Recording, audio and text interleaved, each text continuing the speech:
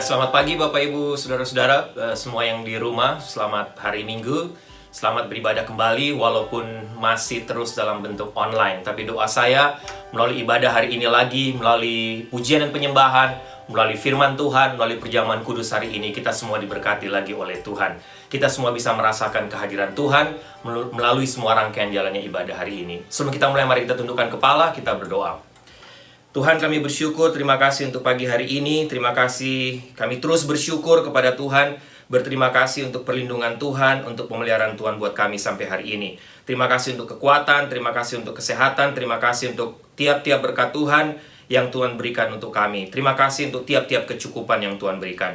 Terima kasih Tuhan, kami bersyukur karena hari ini kami ada waktu dan kesempatan lagi untuk masuk dalam ibadah yang kudus, ada waktu untuk memuji dan menyembah-Mu, ada waktu untuk mendengarkan firman-Mu. Hamba percaya Engkau ada di sini, Engkau hadir dalam ruangan ini, Engkau hadir juga dalam tiap rumah Bapak Ibu saat ini, Engkau hadir di sana. Terima kasih Tuhan, dan hamba berdoa kiranya melalui pujian penyembahan hari ini, firman Tuhan, hamba diberkati Tuhan, semua Bapak Ibu, semua jemaat juga diberkati Tuhan. Terima kasih Tuhan, hamba menyerahkan semua jalan ibadah hari ini mulai awal, pertengahan, hingga akhirnya ke dalam tangan-Mu. Dalam nama Tuhan Yesus kami berdoa, amin. Selamat pagi Bapak Ibu yang dikasihi Tuhan Yesus Kristus. Kita akan sama-sama memuji nama Tuhan pagi hari ini. 3 pujian, yaitu di badai topan dunia, Engkaulah perisai dan lingkupiku. Saya percaya bahwa setiap kita memiliki badai permasalahannya masing-masing. Tapi biarlah Tuhan yang menjadi perlindungan kita, Tuhan yang menjadi perisai kita, dan meminta Tuhan untuk melingkupi kita dengan kuasanya. Mari kita nyanyikan pujian ini.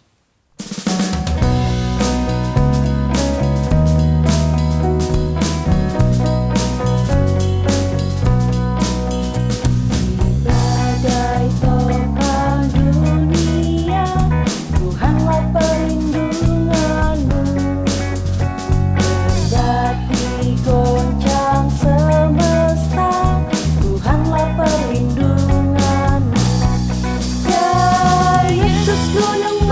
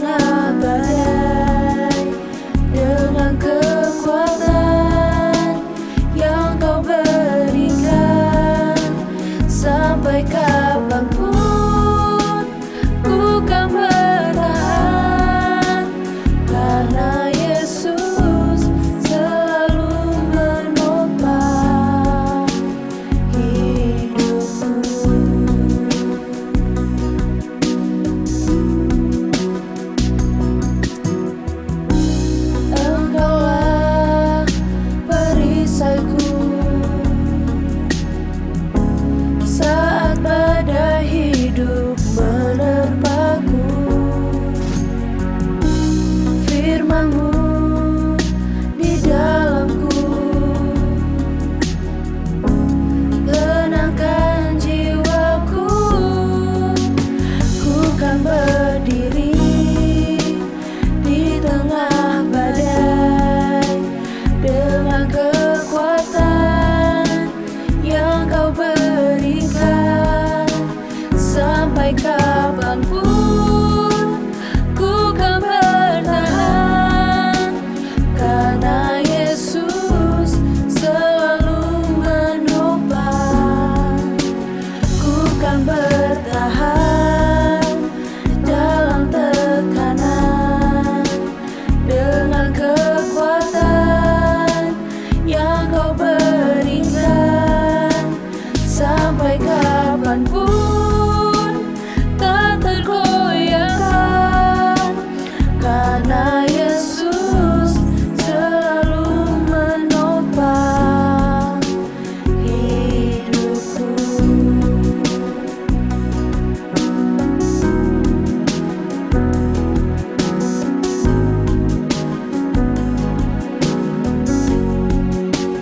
Ku kan berdiri di tengah badai dengan kekuatan yang Kau berikan.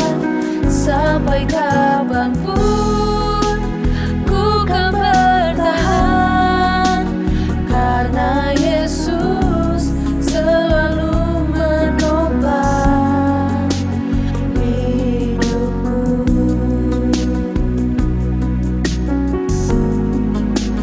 Karena Yesus selalu menopang hidupku.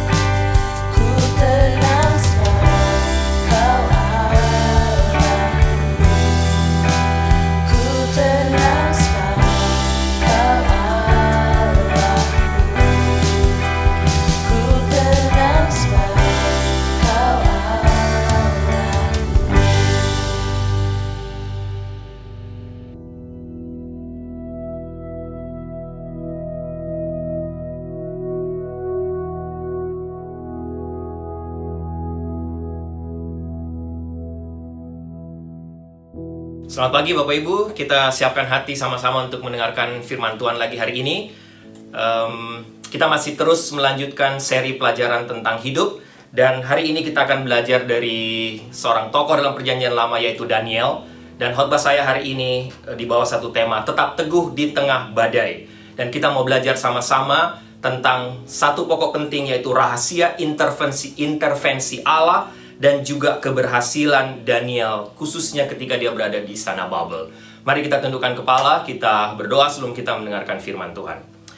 Tuhan, hamba percaya Engkau ada di sini, Engkau hadir di ruangan ini, di ruangan di mana hamba menyampaikan firman-Mu, dan hamba juga percaya Engkau hadir di rumah Bapak Ibu, di ruangan Bapak Ibu yang sedang mendengarkan firman Tuhan juga hari ini. Terima kasih Tuhan, hamba berdoa kiranya Engkau mengurapi hamba, supaya hamba menyampaikan firman Tuhan dengan urapan Tuhan. Tapi juga Tuhan siapkan hati dari semua Bapak Ibu yang mendengarkan, supaya kami semua sama-sama, baik hamba yang menyampaikan, Bapak Ibu yang mendengarkan firman Tuhan, kami sama-sama merasakan kehadiran Tuhan, kami sama-sama diberkati oleh Tuhan, kami sama-sama dikuatkan lagi oleh kebenaran firman Tuhan hari ini. Terima kasih Tuhan, dan hamba berdoa, Tuhan tolong supaya kami semua, hamba, Bapak Ibu, kami tidak berhenti hanya sampai kepada menjadi pemberita-pemberita firman Allah yang baik, menjadi pendengar-pendengar firman Allah yang baik, tapi selesai menyampaikan firman-Mu, selesai mendengarkan firman Tuhan hari ini, kami semua dimampukan, dikuatkan oleh Tuhan untuk sanggup menjadi pelaku-pelaku firman Allah yang baik. Terima kasih Tuhan, berfirmanlah,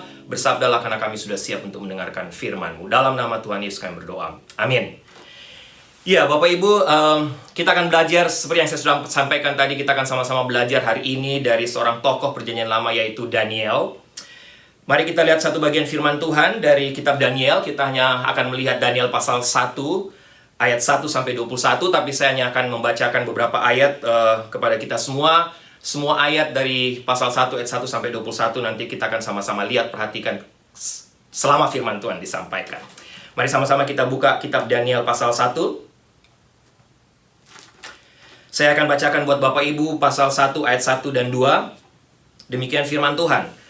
Pada tahun yang ketiga pemerintahan Yoyakim Raja Yehuda, datanglah Nebukadnezar Raja Babel ke Yerusalem, lalu mengepung kota itu.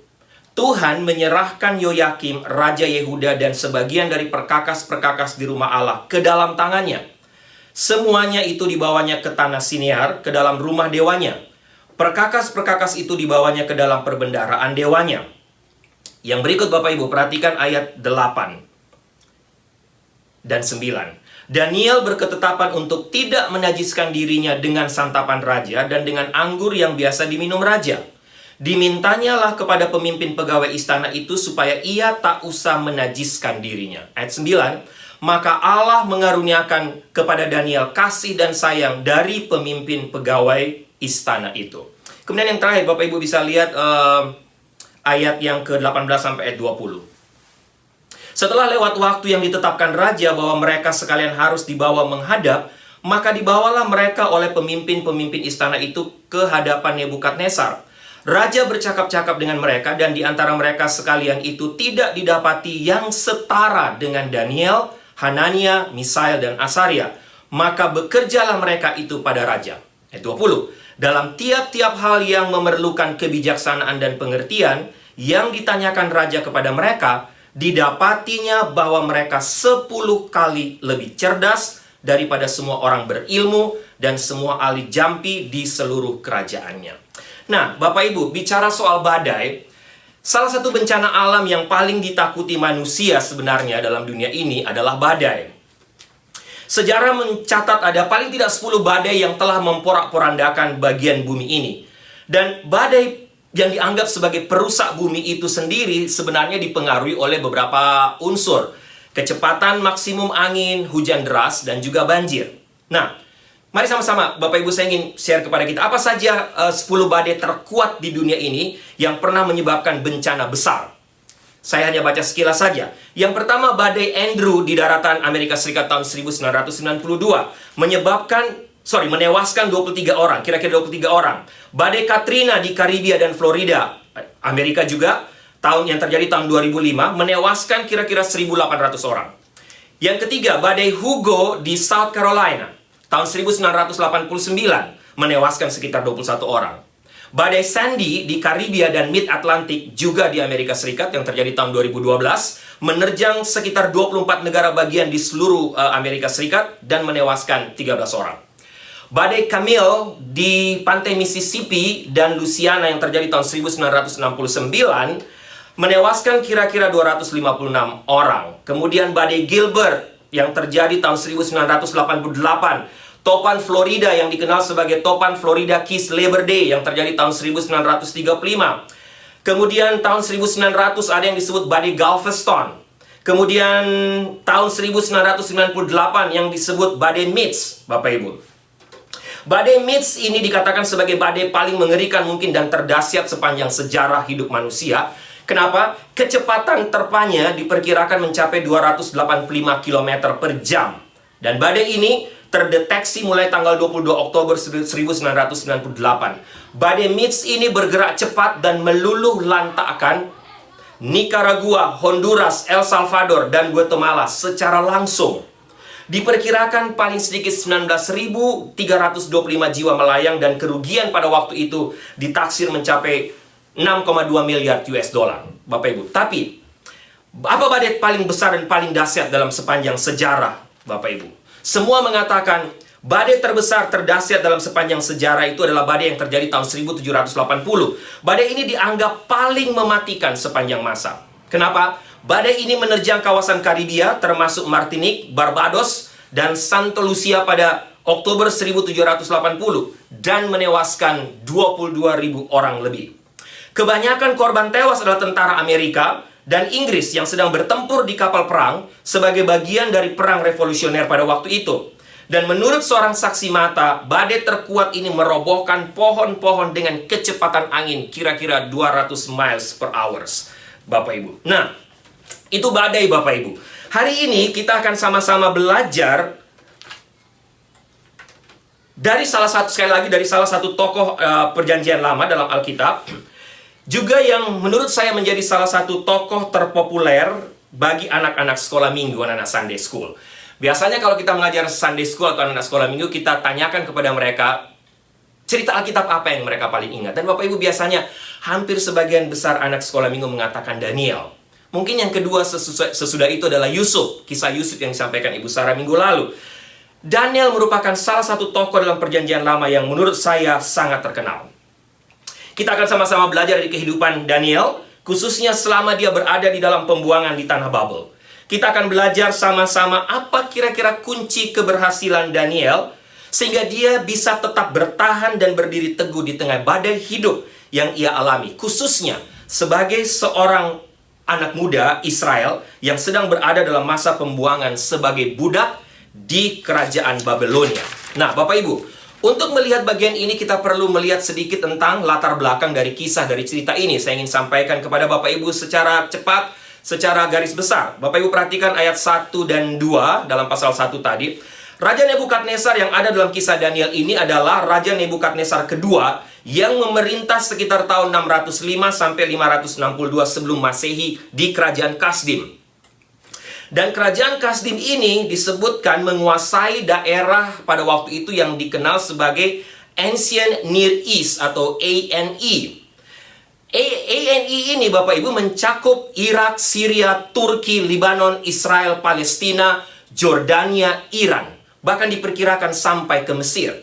Satu kekuasaan, satu kerajaan yang sangat besar, sangat luas. Dan Raja Nebukadnezar pada waktu itu menguasai semua daerah tersebut.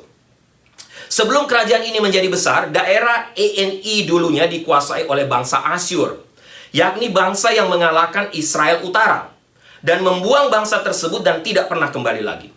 Bangsa Kasdim menyatakan diri merdeka dari Asyur pada tahun 626 sebelum Masehi oleh rajanya yang pertama yang bernama Raja Nabopolassar, ayah dari Raja Nebukadnezar.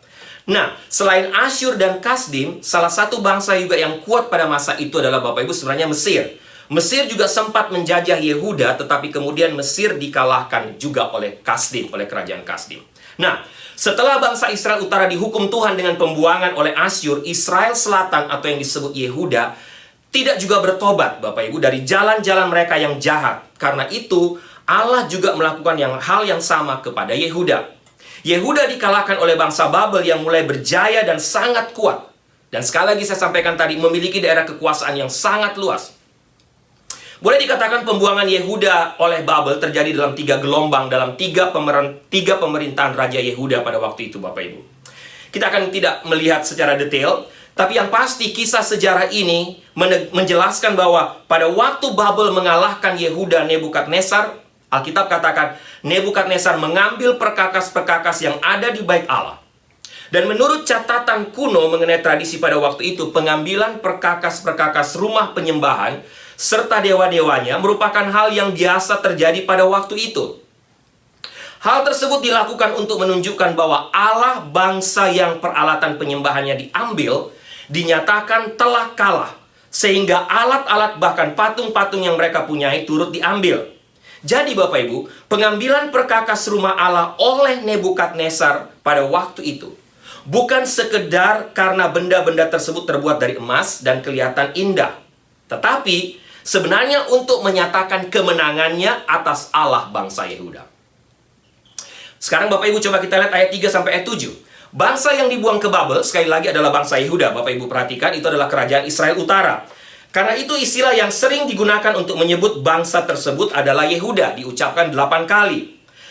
Sementara itu istilah Israel digunakan 4 kali saja, dan 3 kali digunakan hanya dalam doa Daniel saja. Ini menarik Bapak Ibu. Satu-satunya penggunaan istilah Israel di luar doa Daniel, yaitu Daniel pasal 9. Satu-satunya penggunaan istilah Israel di luar doa Daniel dalam Daniel pasal 9, yaitu pada pasal 1 ini, ayat 3. Yang memiliki konteks pemilihan beberapa orang dari kaum bangsawan yang baik dalam segala hal untuk disiapkan untuk melayani di istana Babel. Itu konteksnya. Penggunaan istilah ini memang terkesan agak asing sepertinya Bapak Ibu dari konteks kitab Daniel, yang kalau Bapak Ibu baca justru lebih sering menggunakan istilah Yehuda. Tapi kenapa sering juga atau ada beberapa kali disebut kata Israel? Kemungkinan menurut saya dan banyak penafsir katakan tujuan penulis dari kitab Daniel ini yang diperkirakan Daniel sendiri menggunakan istilah Israel berhubungan dengan umat perjanjian Allah.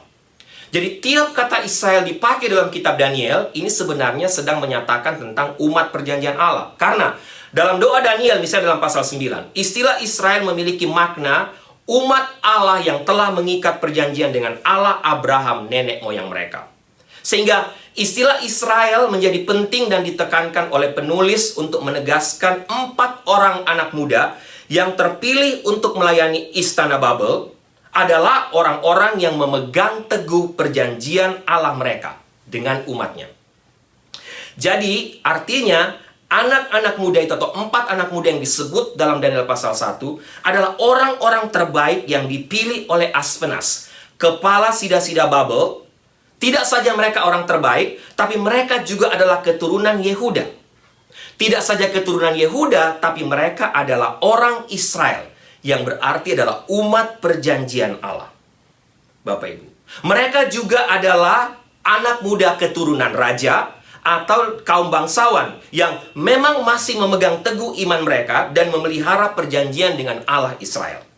Atau dapat juga dikatakan bahwa orang-orang ini atau anak muda, 4 anak muda ini adalah orang-orang terbaik dalam segala aspek. Disebutkan juga dalam kitab Daniel. Tidak ada sesuatu celah, berperawakan baik, memahami berbagai-bagai hikmat, berpengetahuan banyak, memiliki pengertian tentang ilmu, cakap bekerja, dan lain sebagainya. Tapi mereka-mereka ini dengan kategori tadi adalah orang yang juga adalah orang-orang yang setia kepada Allah Israel dan tidak pernah meninggalkan perjanjiannya. 4 orang-orang Yehuda yang terpilih dalam kelompok yang dipersiapkan untuk melayani di istana adalah Daniel, kita tahu Daniel, Hanania, Misael, dan Asaria. Nama-nama ini adalah nama Ibrani yang maknanya artinya selalu berhubungan dengan Allah, Bapak Ibu. Misalnya, Daniel berarti Allah adalah hakimku. Hanania berarti Allah Yahweh telah beramah tamah. Misael berarti dia adalah Allah. Asaria berarti Yahweh telah menolong. Semua nama ini adalah nama Israel, nama Ibrani yang berhubungan langsung dengan Allah. Dan nama-nama 4 orang muda ini sangat baik, sangat bagus Bapak Ibu. dan menyatakan kebesaran dan hubungan mereka langsung dengan Allah mereka. Tetapi dalam kisah ini, setelah mereka ditangkap dan dididik untuk menjadi pelayan Raja Babel, Bapak Ibu perhatikan, maka Aspenas disebutkan menggantikan nama-nama Ibrani itu menjadi nama-nama Kasdim yang juga berhubungan dengan dewa-dewa yang disembah oleh mereka. Nama Daniel diganti menjadi Belshazzar, artinya dewa Bel menjaga hidupnya. Sadrak, Bapak Ibu, kemungkinan berarti aku sangat ketakutan kepada dewa Marduk. Mesak, tidak terlalu jelas artinya, tapi kira-kira berhubungan dengan dewa Marduk atau dewa Mitras. Abednego berasal dari kata Abednabu yang berarti hamba dari dewa Nabu. Nah, Bapak Ibu, nama mereka diganti. Banyak juga penafsir mengatakan pergantian nama ini sebenarnya semacam program brainwash atau mencuci otak mereka sehingga mereka bisa poin atau hal-hal tentang Allah Israel, kepercayaan-kepercayaan yang selama ini mereka percaya dari Israel itu mau dihapuskan dan diganti dengan kepercayaan-kepercayaan dewa Kasdim, Bapak Ibu.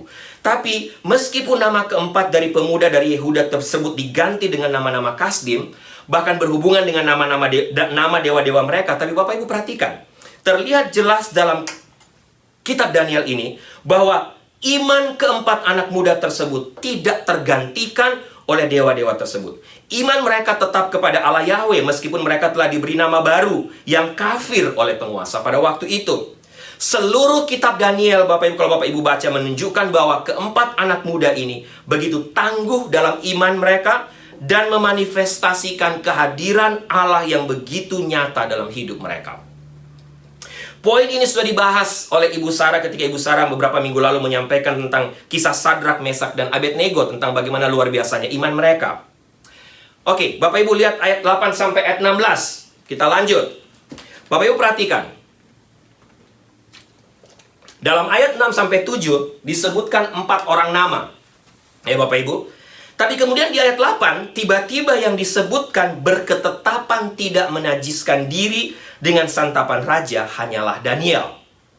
Tapi ayat 11 kembali menyebutkan lagi keempat nama pemuda tersebut, dan ketetapan untuk makan dan minum terpisah dari hidangan raja diberlakukan kepada mereka berempat. Jadi kemungkinan Daniel adalah pemimpin di antara mereka, Bapak Ibu. Karena itulah nama dia disebutkan pertama ketika menghadap pemimpin pegawai istana, dan pegawai istana pun mendiskusikan hal ini hanya dengan Daniel saja. Oke, pertanyaan, apa yang salah dengan santapan dan minuman Raja Babel, Bapak Ibu, sehingga Daniel dan teman-temannya melihat bahwa makan makanan tersebut berarti menajiskan diri mereka? Perhatikan, kata menajiskan dalam bahasa asli adalah gaal, yang biasanya digunakan berhubungan dengan darah, berhubungan dengan persembahan yang najis, berhubungan juga dengan keimaman pada waktu itu yang tidak sesuai dengan peraturan bagi seorang imam. Dengan demikian, maka Daniel dan teman-temannya menolak makanan dan minuman raja berhubungan dengan hukum Taurat Musa.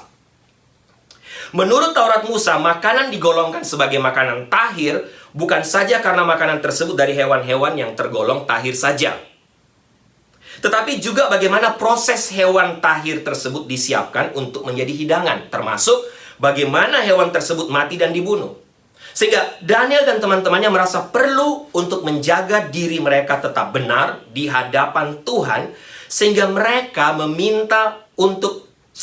meminta makanan, boleh dikatakan makanan vegetarian. Vegetarian mencegah mereka memakan daging yang mereka tidak tahu apakah proses pembuatannya sesuai dengan hukum Musa atau tidak. Nah, Bapak Ibu. Tetapi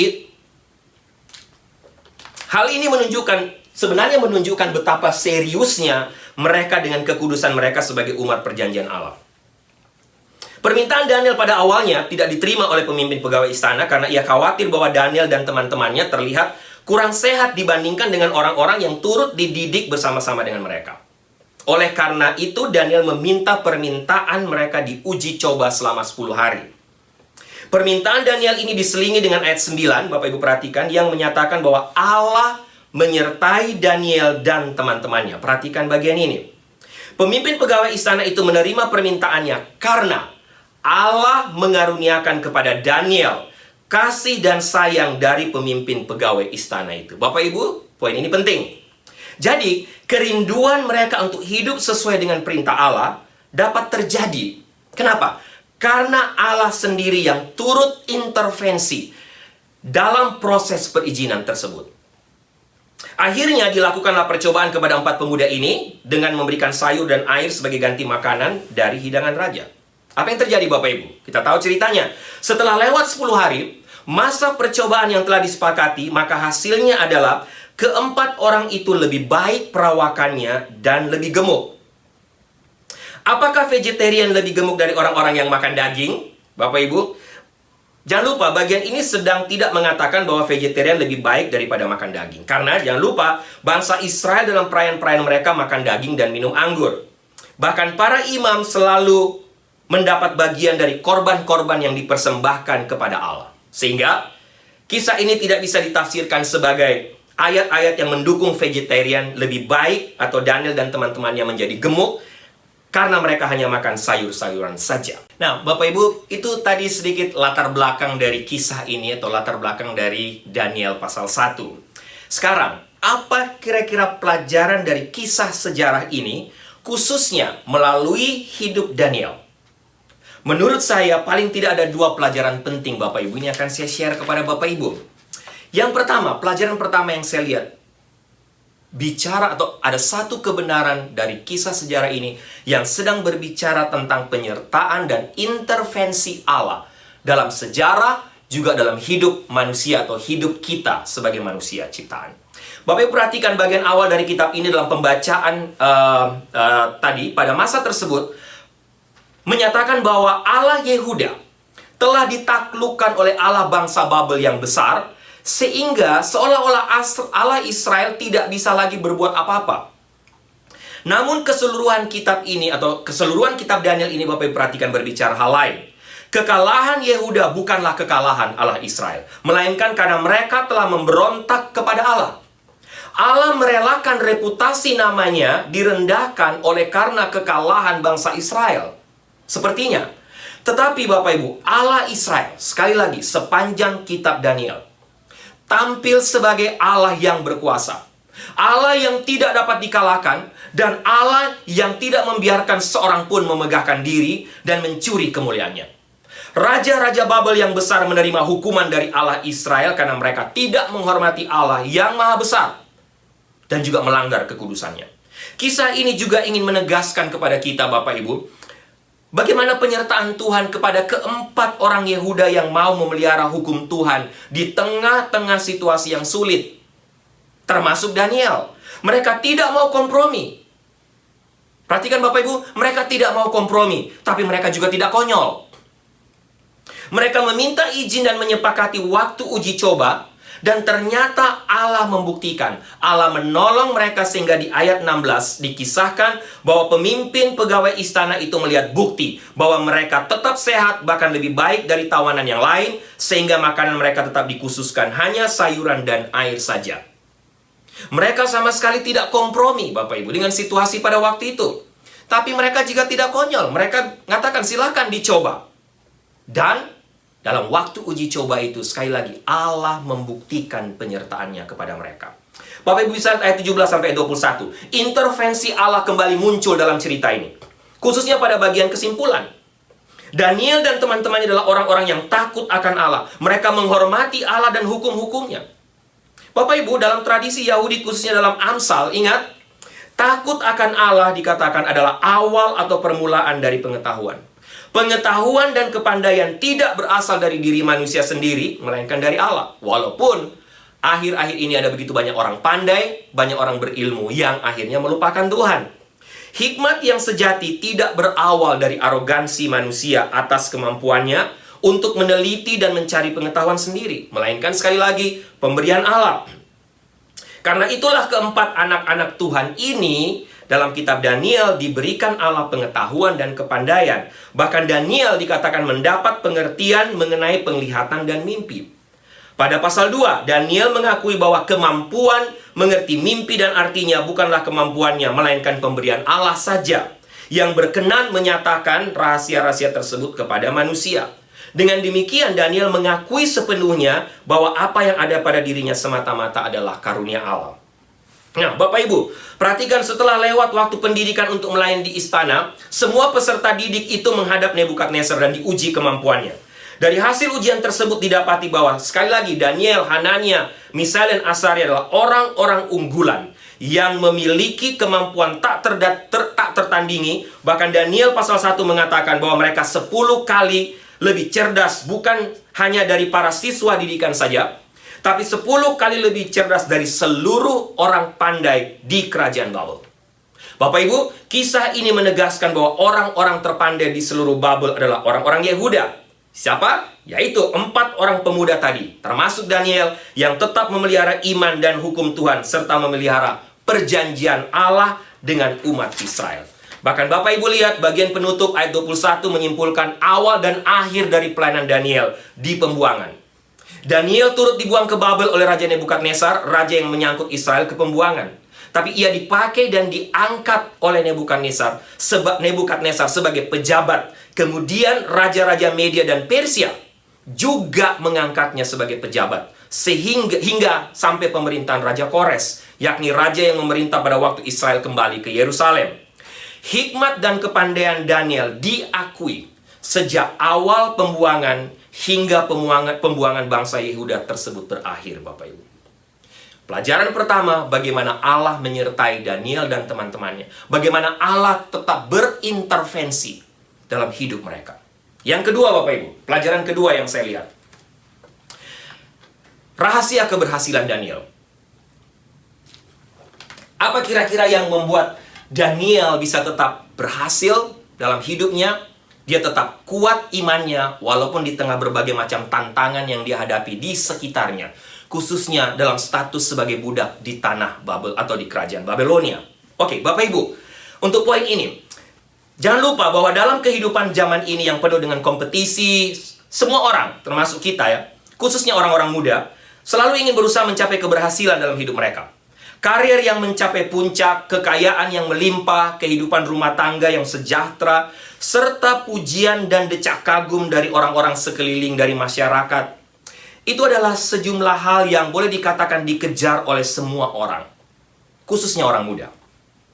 Di berbagai surat kabar majalah kita bisa membaca profil sejumlah pengusaha yang telah mencapai sukses besar dalam usia sekitar 30-40 tahun. Cakupan umur yang dapat dikategorikan masih muda, Bapak Ibu. Bagi mereka, tantangannya lebih pada bagaimana mempertahankan keberhasilan yang telah dicapai tersebut. Nah, bicara soal motivasi hidup, banyak orang, mungkin termasuk kita, selalu berlomba untuk mengikuti berbagai kelas motivasi yang ditawarkan oleh para motivator, Bapak Ibu. Mulai dari yang kelasnya lokal, sampai yang kelasnya internasional. Mereka, semua kita tidak segan, bahkan banyak orang tidak segan mengeluarkan sejumlah besar uang dari kantong atau uang tabungan mereka supaya bisa mengikuti kelas-kelas motivasi tersebut. Sehingga mereka bisa sanggup mempelajari kiat-kiat bagaimana mencapai mempertahankan kesuksesan. Bagi saya tidak salah dengan kelas-kelas motivasi dan membaca banyak buku tentang motivasi, Bapak Ibu. Siapa yang tidak ingin sukses dan berhasil? Dengan keberhasilan, hidup ini boleh dikatakan baru akan terasa sempurna. Saya secara pribadi pun suka membaca buku dan mendengarkan acara-acara talk show seperti itu di televisi, di mana saja. Dari berbagai motivator yang boleh dikatakan sedang laris mungkin saat-saat sekarang ini. Tapi Bapak Ibu, bicara soal motivator atau para motivator dunia, yang menarik adalah walaupun mereka berasal dari latar belakang agama kepercayaan yang berbeda-beda, coba Bapak Ibu perhatikan, hampir semua kiat yang mereka sampaikan, ternyata semuanya sudah tercantum dalam Alkitab.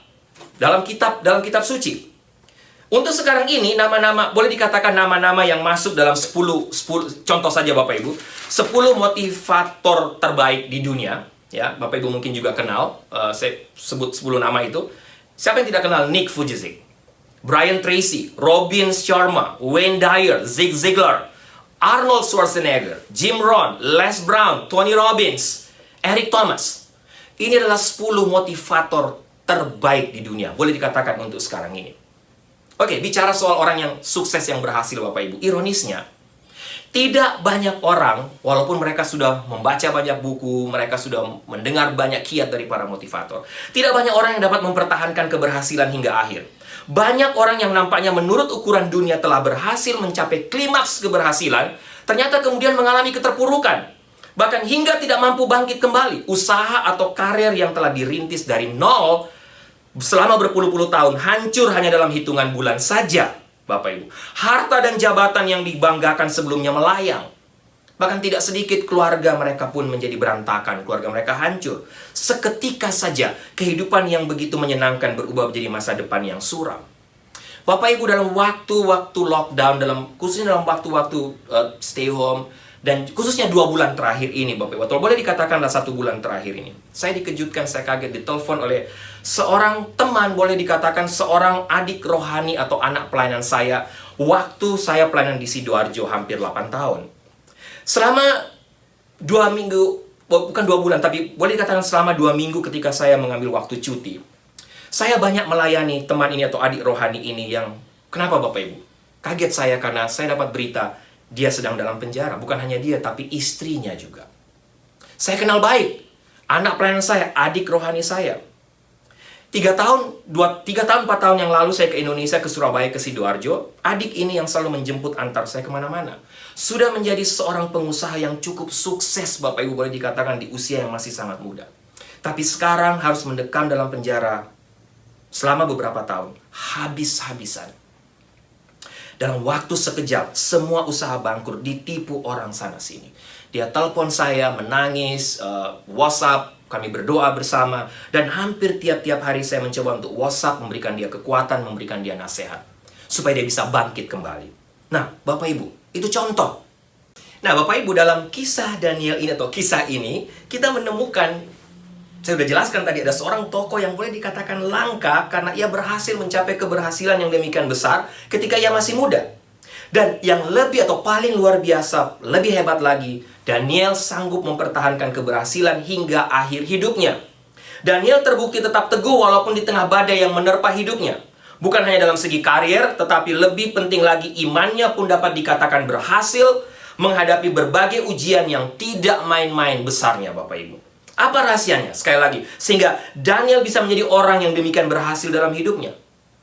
Berhasil dalam hal apa? Tetap memiliki iman yang teguh sebagai orang muda di tengah semua tantangan hidup, di tengah kerajaan kafir Babelonia.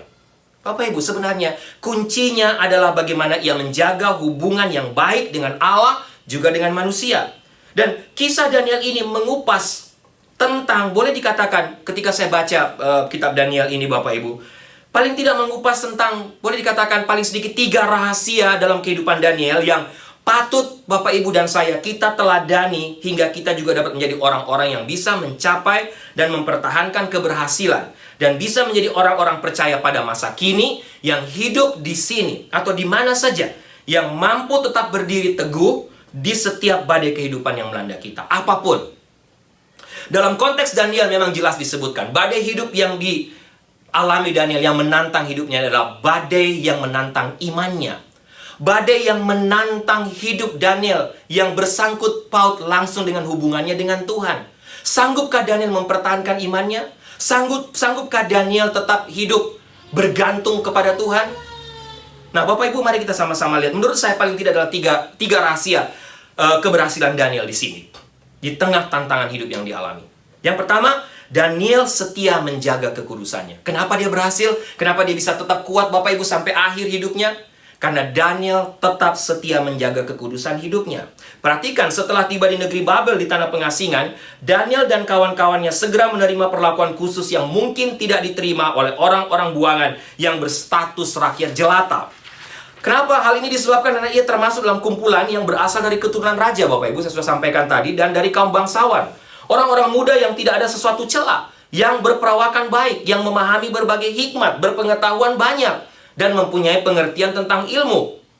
Daniel pasal 1 katakan, ayat 3-4, orang-orang yang cakap untuk bekerja dalam istana raja. Nah, Bapak Ibu, berada jauh dari negeri kelahirannya di negeri Yehuda tentu menghadirkan tantangan tersendiri bagi Daniel yang masih muda ini. Budaya dan kebiasaan yang berbeda tentu menyebabkan kesulitan tersendiri ketika ia harus tetap menjalankan ketetapan-ketetapan Allah yang sudah menjadi bagian dari kehidupannya selama ini sebagai bangsa pilihan. Dari tanah Israel yang hidup dalam penyembahan yang sungguh kepada Allah Yahweh, pindah kepada kerajaan Babel yang adalah bangsa kafir yang menyembah dewa-dewa kafir. Tantangan untuk tetap menjaga kekudusan hidup seperti itulah Bapak Ibu. Di tengah-tengah bangsa yang tidak mengenal Allah, itulah yang dihadapi Daniel. Walaupun tidak dituliskan secara khusus, sangat mungkin bahwa hidangan yang disantap raja telah dipersembahkan kepada berhala atau diolah dengan cara-cara yang tidak sesuai dengan ketentuan-ketentuan Allah. Dengan demikian, jika Daniel memakannya, ia akan kehilangan kekudusan yang dijaganya selama ini. Nah, Bapak Ibu, jika kita melihat konteksnya sekali lagi, konteks peristiwanya, sebetulnya bisa saja Daniel dan kawan-kawannya memutuskan untuk memakan santapan serta minum anggur yang dihidangkan bagi raja sebagai bentuk protes mereka kepada Allah, yang telah membiarkan bangsanya ditaklukkan oleh Raja Babel, yang pada akhirnya menyebabkan ia beserta orang-orang sebangsanya dibuang ke negeri asing itu. Sama ketika Bapak Ibu belajar tentang kisah Ayub. Ayub mengalami penderitaan yang sangat hebat dalam hidupnya. Meskipun ia adalah orang yang demikian saleh, istrinya menyuruhnya untuk mengutuki Allah ketimbang tetap mempertahankan imannya. Dan Bapak Ibu, kalau mau jujur, mungkin banyak di antara kita juga yang seringkali tergoda atau bahkan kerap melakukan hal yang serupa. Ketika kita kecewa dengan keadaan yang kita alami, kita merasa bahwa Allah telah melupakan kita sehingga kita tidak perlu lagi untuk tetap setia untuk menjalankan perintah dan ketetapan Allah. Kita protes kepada Allah dengan cara sengaja melanggar perintahnya. Mungkin itu juga terjadi pada kita, Bapak Ibu. Tapi ingat, perhatikan kisah ini, Daniel tidak seperti itu. Alkitab mencatat Daniel tetap setia menaati perintah Allah untuk menjaga kekudusannya sebagai umat pilihan. Seperti disebutkan, dikatakan dalam Daniel pasal 1 ayat 8 tadi. Ia berketetapan untuk tidak menajiskan dirinya dengan santapan raja dan dengan anggur yang biasa diminum raja. Bapak Ibu, bagaimana dengan kita? Bagaimana dengan kita yang sedang hidup di sini, di Amerika ini, di negara ini, dengan tiap-tiap tantangan yang kita hadapi di sekitar kita? Tantangan terhadap iman kita, tantangan terhadap kekudusan hidup kita. Masih sanggupkah kita menjaga kekudusan hidup kita? Bapak Ibu, menurut saya Daniel sangat mungkin adalah seorang pemuda yang mengalami pembaharuan iman bersama-sama dengan bangsa Yehuda lainnya ketika terjadi perubahan besar yang dilakukan oleh Raja Yosia. Sehingga maksud saya, iman Daniel bukanlah iman instan yang terjadi saat itu juga di kerajaan Babel. Tapi iman Daniel adalah satu iman yang berakar atau yang dipupuk sejak masa mudanya. Apa yang diperoleh Daniel dari usahanya menjaga kekudusan ini, Bapak Ibu? Ada dua hal paling tidak Alkitab katakan. Kasih sayang dari pemimpin pegawai istana yang akhirnya mengizinkan dia untuk tetap mempertahankan sikapnya agar tidak menajiskan diri dengan hidangan raja. Tapi yang kedua, hikmat yang sempurna dari Allah melebihi dari ahli-ahli di kerajaan Babel. Nah, Bapak Ibu, dalam poin ini saya masih beri contoh kepada Bapak Ibu. Bapak Ibu mungkin pernah membaca atau saya pernah menyinggung beberapa kali. George Barna pernah menulis satu buku yang berjudul Frog in the Kettle. Saya pernah cerita kepada Bapak Ibu juga mungkin sudah tahu kira-kira apa maksud frog in the kettle. Bagaimana kira-kira frog atau kodok yang kalau kita taruh dalam teko, kemudian kita taruh air, kemudian kita panaskan. Kira-kira itu maksudnya George Barna. Dan ya, Bapak Ibu sudah tahu, air itu kita panaskan, kodok itu tidak akan melompat. Tapi kodok itu punya boleh dikatakan ilmu adaptasi, yang dia akan terus beradaptasi ketika air itu makin panas, kodok itu tidak akan melompat. Tapi kodok itu akan tetap di situ sampai air itu mendidih dan kodok itu mati. Dan Bapak Ibu, George Barna katakan, atau banyak pengamat setuju berdasarkan tulisan George Barna yang berjudul Frog in the Kettle. Pengamat setuju kalau Amerika sekarang sedang menjadi frognya yang sedang berada dalam kettle, dalam teko. Amerika, Bapak Ibu, sekarang bukan lagi disebut sebagai Christian nation. Sekarang Amerika dikenal sebagai secular nation. Sejak tahun 1990 orang Amerika yang berani mengaku Kristen terus anjlok secara tajam. Sebagian besar mereka tidak lagi menyebut diri sebagai orang Kristen, tapi mereka menyebut diri agnostik. Mungkin Bapak Ibu banyak menemui teman-teman Bapak Ibu yang sudah sekarang ini berani mengatakan bahwa mereka bukan Kristen, tapi mereka agnostik. Banyak teman-teman saya dan Ibu Sarah menceritakan anak-anak mereka secara jelas mengatakan kepada orang tuanya, saya bukan Kristen, saya agnostik. Padahal anak-anak ini bertumbuh menjadi di tengah keluarga Kristen yang mengikut Sunday School sejak kecil. Bahkan tidak sedikit yang berani mengatakan sekarang saya ateis. Dan Bapak Ibu, diperkirakan tidak lama lagi kelompok evangelis di Amerika yang boleh dikatakan sangat berpengaruh di negara ini sampai dalam bidang-bidang politik dan pemilihan presiden. Kelompok-kelompok evangelis ini juga survei mengatakan satu waktu akan kolaps juga. Nah, Bapak Ibu, di tengah situasi ini, bagaimana dengan Bapak Ibu dan saya? pada tanggal 29 Juni yang lalu, City of Council of Somerville, sebuah pinggiran kota di barat laut Boston, dengan suara bulat mengeluarkan peraturan yang secara hukum mengakui hubungan yang disebut hubungan poliamis atau poliamori. Anggota dewan yang berperan di balik keputusan ini, Bapak Ibu, di balik perubahan ini menjelaskan, saya secara konsisten merasa bahwa ketika masyarakat dan pemerintah mencoba untuk mendefinisikan mana yang adalah keluarga, mana yang bukan keluarga, kira-kira seperti itu, menurut dia ini adalah satu pekerjaan yang sangat buruk untuk dilakukan oleh kita. Ini tidak akan berjalan dengan baik, dan itu bukan urusan kita. Bukan urusan yang harus dijalankan oleh pemerintah. Dengan demikian, Bapak Ibu baca berita, Massachusetts menjadi state pertama di Amerika Serikat yang mengakui hubungan atau pernikahan poliamori. Apa itu pernikahan poliamori, Bapak Ibu? Poliamori merujuk pada perilaku romantisme manusia yang ditujukan kepada lebih dari satu orang. Bahkan berbeda dengan pernikahan pada umumnya, poliamori ini tidak selalu dilakukan dengan lawan jenis, tapi juga dilakukan dengan sesama jenis yang lebih dari 2 orang. Bapak bisa bayangkan? Bukan hanya pernikahan laki-laki dan perempuan, atau bukan lagi hanya pernikahan sejenis, tapi pernikahan dengan laki-laki dan perempuan, tapi juga bergabung, bisa menikah juga dengan sesama jenis. Bapak Ibu bisa bayangkan bagaimana rusaknya culture budaya sekarang ini, Bapak Ibu. Praktek poliamori ini makin banyak dan tidak terbendung lagi. Oke, kalau Bapak Ibu hidup di tengah zaman dan situasi seperti ini, seperti itu, bagaimana iman kita? Bagaimana Bapak Ibu dan saya? Tapi belajar dari Daniel tetap menjaga kekudusan hidupnya dalam situasi apapun. Satu lagi dalam poin ini, Bapak Ibu, atau satu survei lagi yang saya baca. Ada satu survei dari Barna Group. Meskipun lebih banyak orang Amerika yang menyebut diri mereka sebagai orang Kristen sekarang, namun sebuah studi yang dirilis 20 April yang lalu oleh Barna Group menunjukkan satu tren yang baru atau tren yang berbeda, Bapak Ibu. Boleh saja orang menyebut diri Kristen sekarang di Amerika ini, tapi realitasnya seperti dirilis oleh Barna Group, banyak orang justru masuk dalam kategori post-Christian atau pasca-Kristen. Siapa mereka? Siapa orang-orang post-Christian atau pasca-Kristen ini? Mereka adalah orang atau kelompok yang sudah tidak lagi berakar pada asas pokok iman Kristen, meskipun secara sosial mereka berada dan berasal dari lingkungan di mana masih banyak orang Kristen, Bapak Ibu.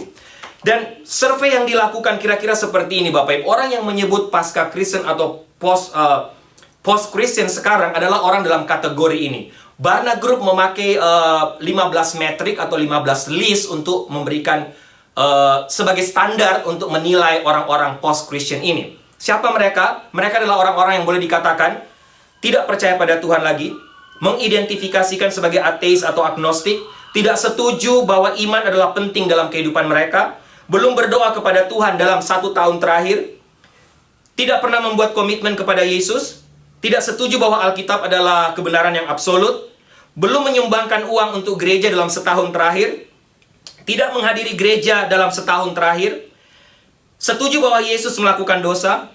Ayat 10, yang ke-10, tidak merasa bertanggung jawab untuk berbagi iman mereka kepada orang lain, belum membaca Alkitab dalam seminggu terakhir, tidak suka rela, tidak melayani di gereja dalam seminggu terakhir, tidak menghadiri sekolah minggu dalam seminggu terakhir, atau Bible study, Sunday school di gereja, tidak menghadiri kelompok kecil dalam gereja, atau life group dalam seminggu terakhir, dan yang terakhir, yang ke-15, tidak berpartisipasi dalam sebuah kegiatan gereja dalam satu terakhir, atau boleh dikatakan tidak melayani dalam berbagai aspek dalam satu tahun terakhir. Bapak Ibu, itu situasi sekarang. Sekali lagi, bagaimana dengan kita dalam kondisi ini? Yang kedua, Bapak Ibu, rahasia kedua, saya melihat Daniel tidak saja menjaga atau setia menjaga kekudusannya, tapi Daniel juga menjaga diri dari ketamakan. Kenapa, Bapak Ibu? Ketika Daniel berhasil mengungkapkan serta mengartikan mimpi Raja Nebukadnezar, ia menerima, boleh dikatakan, penghargaan, kemuliaan yang demikian besar dari Raja. Berbagai pemberian yang besar dilimpahkan kepada Daniel pada waktu itu, serta posisi sebagai penguasa atas seluruh wilayah Babel, dan kepala semua orang bijaksana juga diserahkan kepada Daniel. Bapak Ibu, sepanjang sejarah yang dicatat dalam Alkitab, selain Daniel, hanya Yusuf yang pernah menerima jabatan yang kira-kira setara di negeri asing. Ibu Sarah sudah jelaskan kisah ini minggu lalu, yaitu menjadi penguasa setingkat lebih rendah dari Firaun, dari Raja Mesir. Kejadian pasal 41, Bapak Ibu bisa lihat. Nah, jika dibandingkan dengan konteks saat ini, Bapak Ibu, bisa dikatakan Daniel dianugerahkan jabatan sebagai seorang Perdana Menteri, boleh dikatakan. Atau tidak hanya seorang menteri atau kepala menteri atau menteri koordinator yang memiliki kuasa atas sebuah dewan yang bertugas untuk memberikan masukan dan pertimbangan kepada raja atau presiden. Suatu kedudukan yang sangat tinggi bagi seorang buangan, Bapak Ibu, seorang budak yang seharusnya hanya menjadi budak di Babel. Sebagai seorang manusia, apalagi dalam usia yang relatif masih muda, tentu wajar saja kalau Daniel kemudian merasa berterima kasih kepada raja dan menikmati semua anugerah itu sendirian. Itu adalah hal yang layak diterimanya, Bapak Ibu. Tapi apa yang terjadi? Ternyata Daniel tidak. Daniel berbeda. Daniel mengambil sikap yang berbeda. Kitab Daniel pasal 2 ayat 49 mencatat, atas permintaan Daniel, raja menyerahkan pemerintahan wilayah Babel itu kepada Sadrak, Mesak, dan Abednego. Sedang Daniel sendiri tinggal di istana raja. Bapak Ibu perhatikan, 3 kata pertama dalam ayat itu yang dicetak miring. Daniel sendiri yang meminta kepada raja agar kekuasaan atas wilayah Babel dibagikan kepada teman-temannya sesama orang buangan. Bapak Ibu menarik, mengapa Daniel meminta yang demikian? Mengapa ia memutuskan untuk menyerahkan kekuasaan tersebut kepada kawan-kawannya? Padahal raja hanya memberikan kepada dia saja. Bapak Ibu, saya melihat di sini kita belajar. Saya melihat satu karakter seorang pemuda yang tidak tamak dan silau dengan kekuasaan. Daniel menyadari bahwa semuanya itu walaupun merupakan berkat yang layak diterimanya, dapat menyebabkan hatinya berpaling dari Allah jika ia tidak waspada. Dalam Ulangan 8 ayat 11-14 dikatakan, hati-hatilah supaya jangan engkau melupakan Tuhan Allahmu dengan tidak berpegang pada perintah, peraturan, dan ketetapannya yang kusampaikan kepadamu pada hari ini. Dan supaya apabila engkau sudah makan dan kenyang, mendirikan rumah-rumah yang baik serta mendiaminya, dan apabila lembu sapimu dan kambing dombamu bertambah banyak, dan emas serta perakmu bertambah banyak, dan segala yang ada padamu bertambah banyak, jangan engkau tinggi hati, sehingga engkau melupakan Tuhan Allahmu yang membawa engkau keluar dari tanah Mesir, dari rumah perbudakan. Bapak Ibu, jelas tidak mudah mengambil pilihan seperti yang dilakukan oleh Daniel. Tidak ada seorang pun di dunia ini yang tidak suka memperoleh apa yang didapatkan Daniel saat itu. Tapi Daniel memilih untuk berbagi dengan kawan-kawannya. Karena menyadari bahwa kelimpahan dalam hal kekuasaan dan harta duniawi tanpa disertai hikmat rohani akan dapat membuatnya lengah dan melupakan Allah. Bapak Ibu, saya rasa tantangan yang dihadapi Daniel juga tantangan yang kita hadapi sekarang. Bapak Ibu, tantangan yang kita hadapi sekarang. Siapa yang tidak mau, Bapak Ibu, ketika diberikan kekuasaan? Siapa yang tidak mau ketika mendapatkan uang yang banyak atau mendapatkan uang yang lebih? Tapi mungkin di tengah situasi-situasi seperti sekarang, Bapak Ibu, kita dituntut sebagai orang Kristen. Masih sanggupkah kita melihat orang lain? Masih sanggupkah kita untuk menjaga ketergantungan kita kepada Tuhan? Hidup tidak egois, hidup tidak tamak. Hidup berbagi. Apalagi ketika Bapak Ibu dan saya, ketika kita semua sudah punya semuanya. Ketika kita sudah cukup, mungkin belum punya semua, tapi ketika kita sudah cukup. Saya tahu Bapak Ibu, di tengah situasi pandemik sekarang ini, banyak kita yang susah. Tapi kalau kita mau akui dengan jujur, mungkin tidak ada kita di sini yang sampai mati kelaparan dan harus minta kepada orang lain, atau hidup sebagai homeless. Kita masih punya, kita masih ada, bahkan boleh dikatakan mungkin kita berlebih dengan berbagai hal yang kita dapatkan. Nah Bapak Ibu, masihkah kita tamak? Masihkah kita mau minta lagi? Masihkah kita mau lebih lagi? Bapak Ibu, di sekeliling kita masih begitu banyak orang, atau mungkin bukan di sini, tapi teman-teman mungkin di Indonesia, masih begitu banyak mereka yang hidup dalam kekurangan. Untuk makan hari ini saja mereka tidak punya. Bapak Ibu, mari kita sama-sama belajar dari Daniel untuk hidup tidak tamak. Tapi di tengah situasi sekarang, kita belajar untuk berbagi dengan orang lain, untuk mengingat orang-orang lain yang masih mungkin hidupnya lebih susah dari kita.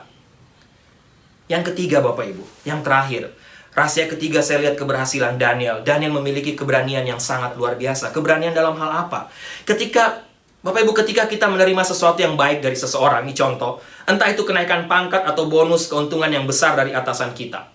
Sangat mungkin setelah itu kita tidak berani mengatakan sesuatu yang buruk atau mengkritik sang atasan tersebut. Kita akan cenderung berusaha mengatakan hal-hal yang baik untuk menyenangkan hatinya. Betul? Apalagi jika dengan melakukan demikian, kita mungkin akan menerima lebih banyak lagi hal yang sungguh-sungguh menyenangkan. Tapi Daniel sekali lagi betul-betul berbeda.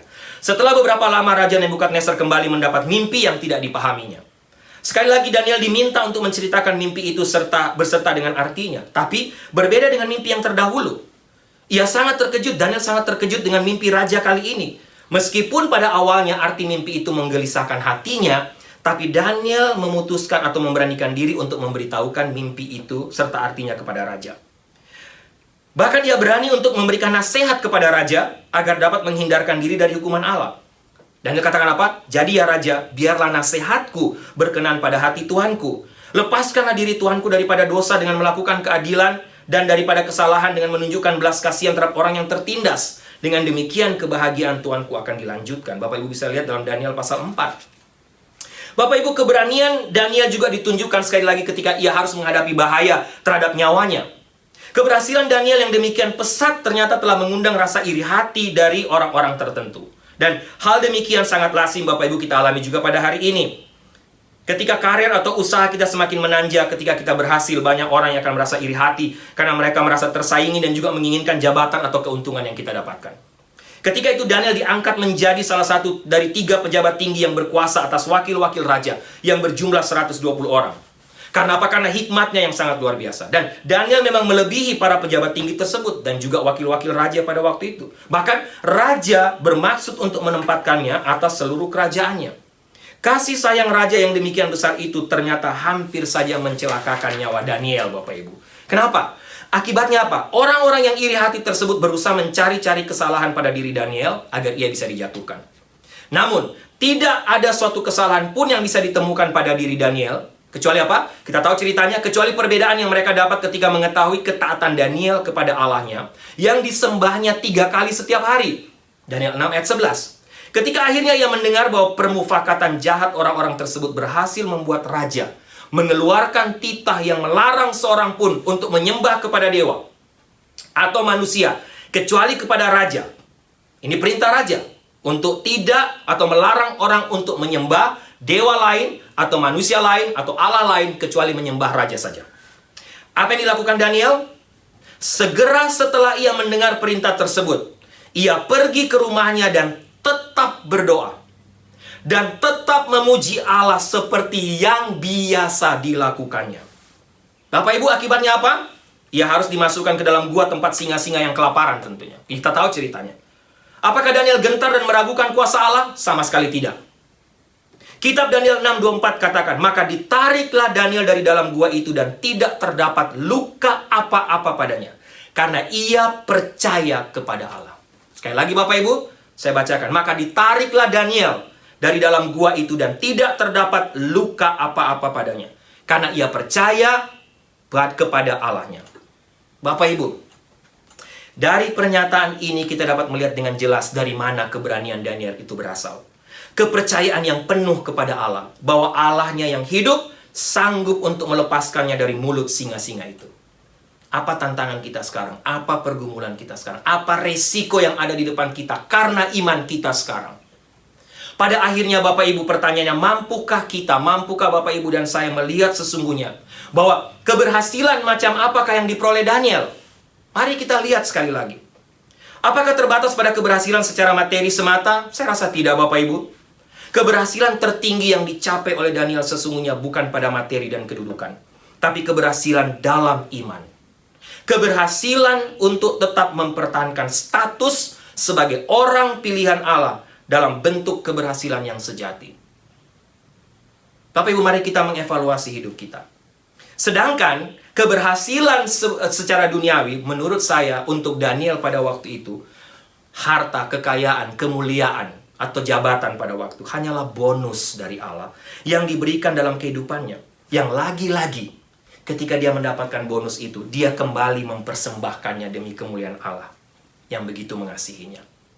Bapak Ibu yang saya kasih dalam Tuhan, hari ini jika kita ingin mencapai keberhasilan baik di mata manusia dan di hadapan Tuhan, mari kita belajar dari rahasia keberhasilan Daniel ini. Mari kita belajar dari kisah Daniel ini.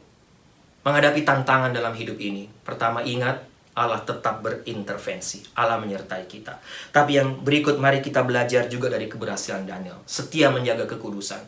Tidak hidup tamak. Berani menyatakan, memproklaim imannya. Berani menghadapi risiko karena imannya. Kiranya ini juga menjadi bagian dari hidup kita, bisa kita terapkan dalam hidup kita sekarang dengan berbagai macam tantangan badai yang mungkin berbeda-beda. Jika kita menjalankan hal tersebut, Bapak Ibu saya tutup, janji Allah ini saya yakin akan beserta dengan kita. Mazmur 1 ayat 3. Ia akan seperti pohon yang ditanam di tepi aliran air, yang menghasilkan buahnya pada musimnya, dan yang tidak layu daunnya. Apa saja yang diperbuatnya berhasil. Mari kita tundukkan kepala, kita berdoa. Tuhan, hamba selesai berbicara. Bahkan mungkin hamba sangat terbatas dalam menguraikan kebenaran firman Tuhan ini, khususnya tentang Daniel. Belajar dari hidup Daniel. Tapi hamba percaya Engkau Tuhan melalui Roh-Mu yang kudus tidak terbatas untuk meneruskan kebenaran firman Tuhan ini. Poin demi poin, kebenaran demi kebenaran, kepada tiap kami, kepada tiap Bapak Ibu yang mendengarkan firman Tuhan ini. Sehingga Tuhan sekali lagi, tanpa terkecuali, kami semua diberkati, dikuatkan oleh kebenaran firman Tuhan ini. Roh Kudus tidak terbatas untuk menanamkan kebenaran firman Tuhan dalam hidup, dalam hati, dalam pikiran kami.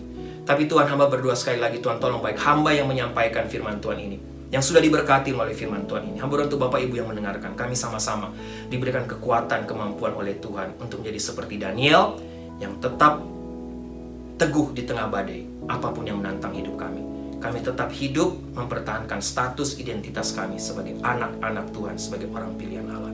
Terima kasih Tuhan, kami akan masuk dalam perjamuan kudus. Tuhan berkati perjamuan kudus hari ini, sehingga kami sekali lagi diberkati oleh perjamuan kudus ini. Kami dibawa untuk mengingat kembali karya terbesar yang Kau lakukan di atas bukit Golgota, di atas kayu salib, sehingga kami semua bisa mendapatkan keselamatan kekal. Dalam nama Tuhan Yesus kami berdoa dan mengucap syukur untuk firman-Mu. Amin.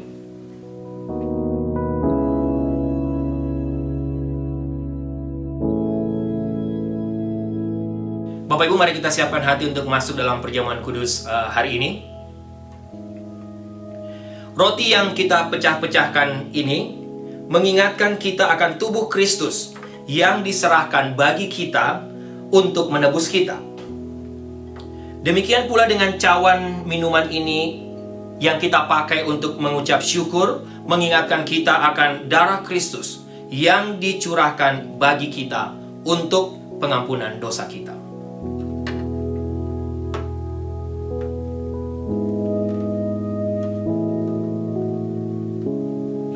Bapak Ibu, mari kita mengangkat roti di tangan kanan kita, atau sekali lagi apapun yang Bapak Ibu punya di rumah.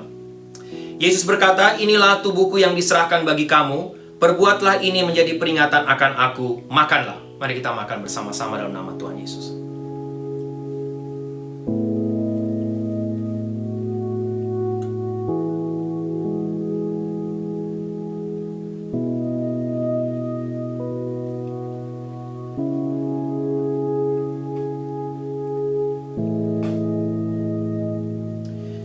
Kita mengangkat cawan di tangan kanan.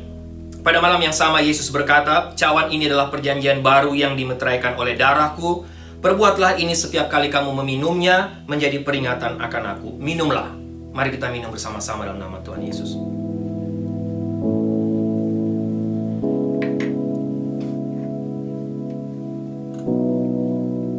Bapak Ibu bisa mengambil saat teduh sejenak sebelum saya tutup dalam doa.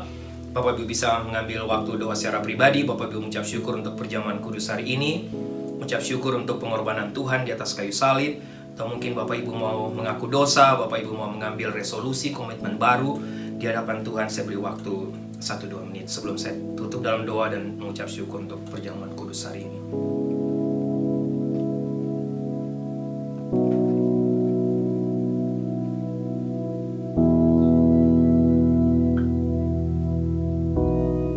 Tuhan, kami bersyukur dan berterima kasih untuk perjamuan kudus hari ini. Sekali lagi terima kasih untuk pengorbanan-Mu di atas kayu salib, dan terima kasih hari ini kami ada waktu untuk mengingatnya kembali. Tapi hamba berdoa supaya melalui perjamuan kudus ini kami sekali lagi diingatkan, tidak hanya diingatkan tapi kasih kami kepada Engkau makin dibakar lagi, sehingga kami juga makin memberikan hidup, kami makin melayani Engkau lebih sungguh lagi.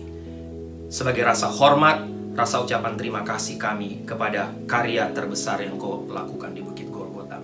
Terima kasih untuk perjamuan hari ini Tuhan. Terima kasih untuk tubuh-Mu yang hancur. Terima kasih untuk darah-Mu yang tercurah untuk kami. Dalam nama Tuhan Yesus kami berdoa. Ucap syukur. Amin. Baik Bapak Ibu, kita akan mengakhiri ibadah kita hari ini. Sebelum saya tutup dalam doa berkat, ada beberapa pengumuman. Yang pertama, selamat ulang tahun untuk Pak Ferry Pikauli dan Alicia Handrati yang berulang tahun tanggal 22 Juli. Selamat ulang tahun Pak Ferry, selamat ulang tahun Alicia, Tuhan Yesus memberkati selalu. Dan juga selamat atau happy anniversary, selamat ulang tahun pernikahan untuk Joel dan Chen Chen yang merayakan ulang tahun pernikahan mereka tepatnya hari ini tanggal 26 Juli. Selamat ulang tahun pernikahan Joel dan Chen Chen. Tuhan berkati rumah tangga dan keluarga kalian. Dan yang berikut Bapak Ibu, jangan lupa sebentar sore kita akan ketemu di gereja seperti yang saya dan Ibu Sarah sudah sampaikan di WhatsApp group.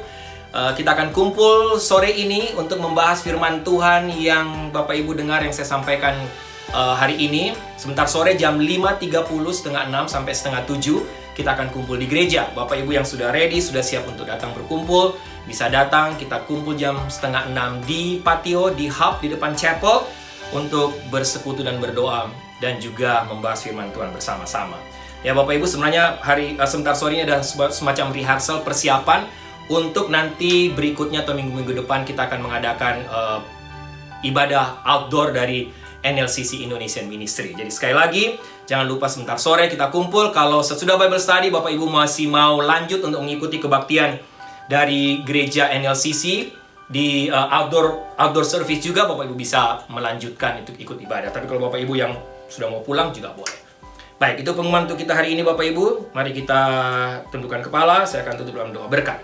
Jemaat yang kekasih, tundukkanlah kepalamu, arahkanlah hatimu kepada Tuhan dan terimalah berkat Tuhan. Anugerah keselamatan dari Tuhan Yesus Kristus, kasih sayang yang tidak berkesudahan dari Allah Bapa, serta penyertaan dari Roh-Nya yang kudus, kiranya menyertai engkau sekalian mulai hari ini sampai Maranatha Tuhan Yesus datang kembali. Haleluya, amin. Yesus gunung